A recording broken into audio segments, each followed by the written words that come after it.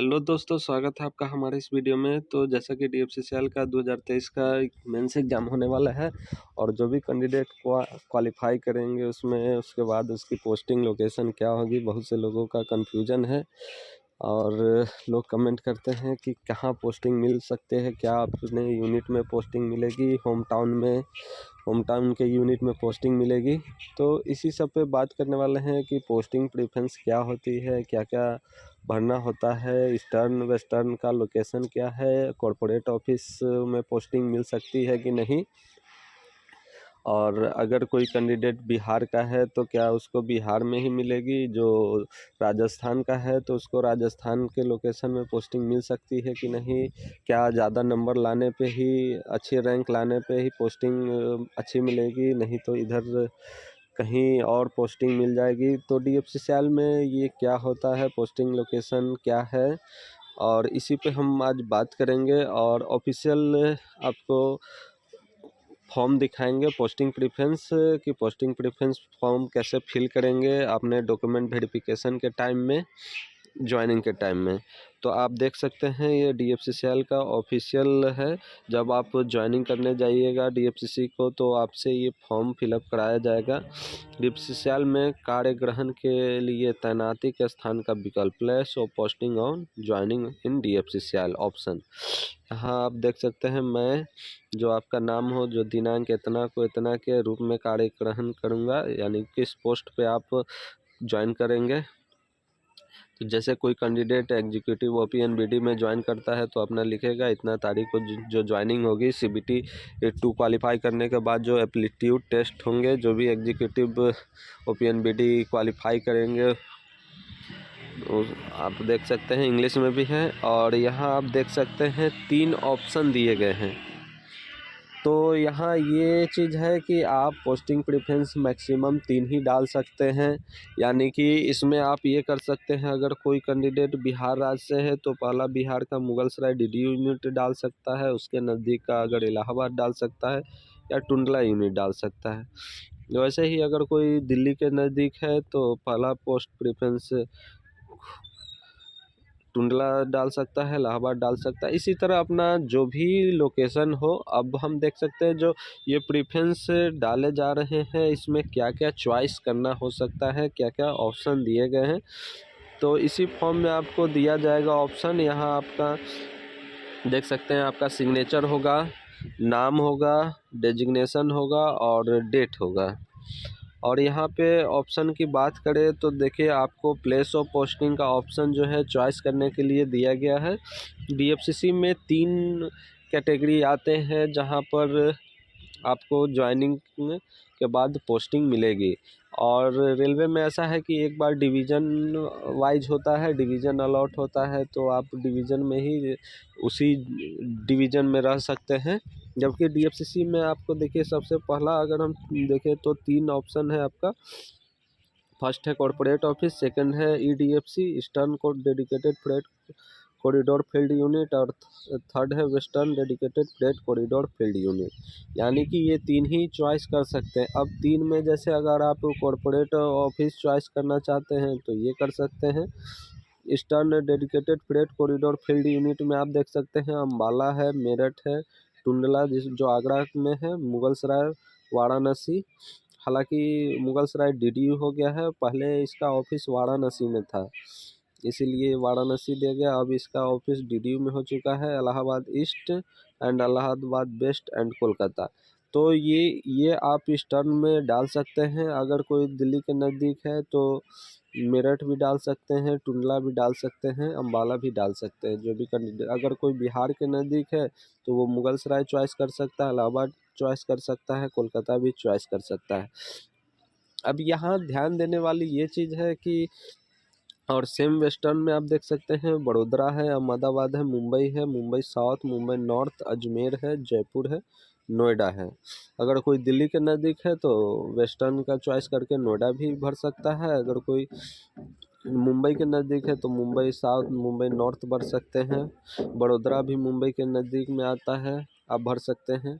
और अगर कोई राजस्थान से है तो अजमेर, जयपुर भर सकते हैं। तो सेम इसी पे बात करने वाले हैं। अब ये सवाल उठता है कि अगर आपकी पोस्ट जो है एग्जीक्यूटिव ओपीएनबीडी, हम आज बात कर रहे हैं एग्जीक्यूटिव ओपीएनबीडी की। ओपीएनबीडी का जो वर्किंग कल्चर है एज ए स्टेशन मास्टर, जो आप रेलवे में एसएम और एएसएम जो होते हैं, यही वर्किंग कल्चर है। तो आप ये डिसाइड रखिए कि आप जब भी फॉर्म फिलअप करें तो कॉरपोरेट ऑफिस चॉइस ना करें, क्योंकि आपका ये पहला ऑप्शन ही मिस हो जाएगा। तो उसके बाद डीएफसीसी जो है कॉरपोरेट डिसाइड कर सकती है कि वो कहीं भी रैंडमली देगा। तो फर्स्ट ऑप्शन को आप अपने ख़राब ना करें, तो फर्स्ट ऑप्शन ही आप फील्ड यूनिट का ही चुनें। और फील्ड यूनिट में अगर आपको नॉर्मल पासिंग स्टेशन मिलती है तो वहाँ की ड्यूटी जो है काफ़ी आसान हो जाती है। पासिंग स्टेशन में बस आपको ट्रेन को पास ही कराना रहता है। डीएफसीसी में कोई भी ट्रेन रुकती नहीं है, जैसे रेलवे में पैसेंजर ट्रेनें रुकती हैं। तो पासिंग स्टेशन में आपको अगर मिलती है जहाँ कोई भी कनेक्टिंग ना हो आईआर से, और जो पासिंग स्टेशन में 2 ही मेन लाइन मिलेगी और 2 आपको यार्ड लाइन मिलेगी। टोटल 4 ही लाइन पे आपको वर्क करना होगा, जो कि रेलवे स्टेशन से कनेक्टिंग नहीं होगा। अगर कोई मुगलसराय में चॉइस करता है तो उसको जैसे डीटीयू है, फिर आपका गंज ख्वाजा है GAQN, और जैसे दुर्गावती है, करवंदिया है, फिर सोननगर है, सोननगर में, और चिरैला पातू है सोननगर के बाद। तो ये दोनों रेलवे से कनेक्टिंग है। तो यहाँ पे थोड़ा सा वर्कलोड ज़्यादा है, जबकि दुर्गावती और करवंदिया में कोई वर्कलोड नहीं है, और एक कुदरा भी आता है। तो जो पासिंग स्टेशन होते हैं, उसके बाद जब आपको फील्ड में यूनिट में जब आप फील्ड चॉइस कर लेते हैं, जब आपको यूनिट मिल जाता है, जैसे इलाहाबाद मिल जाता है तो मुगलसराय डीडीयू यूनिट मिल जाता है, तो वहाँ आने के बाद जब वहाँ आप रिपोर्ट कीजिएगा तो वहाँ एचआर के द्वारा बताया जाएगा कि कौन सा लोकेशन जो है डीएफसीसी का स्टेशन खाली है जहाँ आपकी पोस्टिंग हो सकती है। तो मुगलसराय में कुछ लोकेशन है, इलाहाबाद ईस्ट में भी कुछ अच्छे अच्छे लोकेशन है। जैसे अगर करचना एक रेलवे स्टेशन है, करचना, जो कि नैनी और इलाहाबाद के नज़दीक है। तो हालांकि ये स्टेशन काफ़ी बड़ा है, 7 लाइनें इसमें हैं।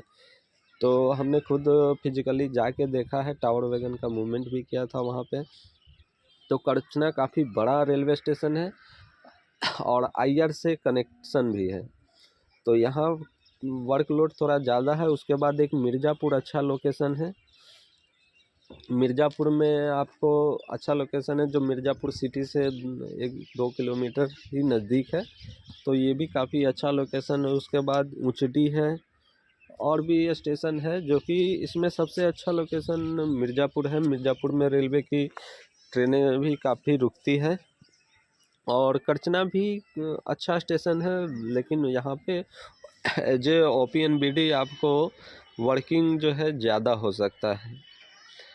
तो फॉर्म फिलअप में आप यही चॉइस कीजिएगा, और ये बातों का ध्यान रखिएगा कि as a working culture executive OPNBD को कॉरपोरेट ऑफिस मिलने की चांसेस बहुत कम रहती है। 99% चांस है कि आपको कॉरपोरेट ऑफिस नहीं मिलेगा।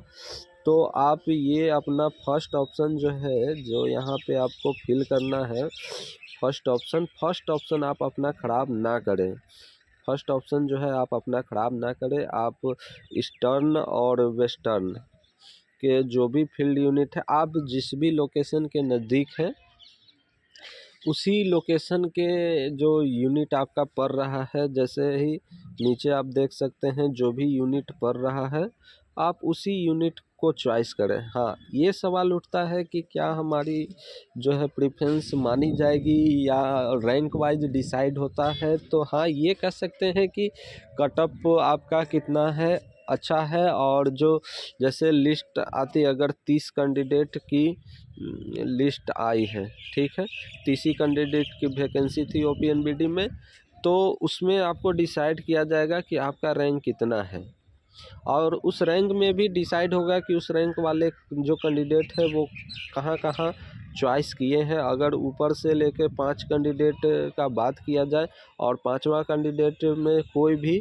जैसे ऊपर के 4 कैंडिडेट है जो कोई भी मुगलसराय नहीं डिसाइड किया हो सकता है कि वो लोग राजस्थान के हों या कोलकाता के हों या दिल्ली के नज़दीक के हों। तो अगर आप 5वें नंबर पे हैं और आपने मुगलसराय डिसाइड किया है तो आपका मुगलसराय यूनिट मिल सकता है।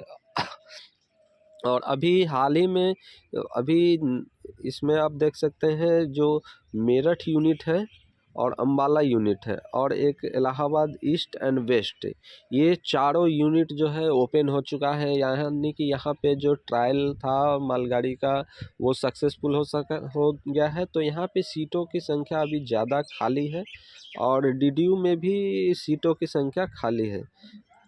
तो सेम लोकेशन पे आपको पोस्टिंग मिल सकती है। रैंक थोड़ा मायने रखेगा, तो आप अपना एग्ज़ाम में अच्छा स्कोर करें ताकि आपको as a executive OPN BD अच्छा लोकेशन पे पोस्टिंग मिले। पोस्टिंग के बाद एक सवाल आता है कि क्या शुरुआत में हमारी जो पोस्टिंग है, जैसे कोई कैंडिडेट है जो मुंबई का है और उसको पोस्टिंग मिल जाती है टुंडला, तो क्या बाद में आप अपने स्थान पे जा सकते हैं, अपने यूनिट में जा सकते हैं या नहीं, या अपने होम टाउन में? तो आप अपने होम टाउन में जा सकते हैं। उसमें आपको कम से कम पहले मिनिमम 2 ईयर का सर्विस होना चाहिए। उसके बाद जैसे 2 ईयर का सर्विस की बात करते हैं तो जो प्रोबेशन पीरियड है, प्रोबेशन पीरियड कंप्लीट होने के बाद आप म्यूचुअल में भी जा सकते हैं और ऑन रिक्वेस्ट में भी जा सकते हैं। ऑन रिक्वेस्ट जैसे ही आपका प्रोबेशन पीरियड कंप्लीट हो, आप अपने सीजीयू यूनिट में अपने जो हेड, आपके डिपार्टमेंट के हेड रहेंगे, उनसे फॉर्म फॉरवर्ड करा के म्यूचुअल का ऑन रिक्वेस्ट का आप दोनों कर सकते हैं। अगर म्यूचुअल में कोई कैंडिडेट भी मिल जाता है तो आप सही है, और नहीं तो ऑन रिक्वेस्ट पे मैक्सिमम 3 से 4 साल के बीच में आपका होम यूनिट में ट्रांसफ़र हो जाएगा। जैसे ही एग्जीक्यूटिव से कुछ कैंडिडेट, एक और चीज़ इसमें एडिशनल में बता देते हैं, जैसे एग्जीक्यूटिव है और आप 4 ईयर की सर्विस कर लेते हैं तो आप सीनियर एग्जीक्यूटिव बन जाते हैं। तो सीनियर एग्जीक्यूटिव बन जाने के बाद सीनियर एग्जीक्यूटिव बनने के बाद एक लिस्ट आएगी सीनियर एग्जीक्यूटिव के प्रमोशन की लिस्ट, तो उसी में आपको आपका ट्रांसफ़र का भी नाम आ जाएगा अगर आपने ऑन रिक्वेस्ट लगाया हो तो। सेम आप इधर भी ईस्टर्न में भी वही ऑप्शन हो सकता है। तो यही सब आप लोगों की क्वेरी थे, कुछ सवालों के जवाब थे। अगर आपको हमारा ये वीडियो अच्छा लगा, अगर हमने आपकी क्वेरी को सवालों को का जवाब दिया है, तो हमारे वीडियो को लाइक करें, अपने दोस्तों के साथ शेयर करें और जितना हो सके हमारे वीडियो को शेयर करें और चैनल को सब्सक्राइब करें। धन्यवाद दोस्तों।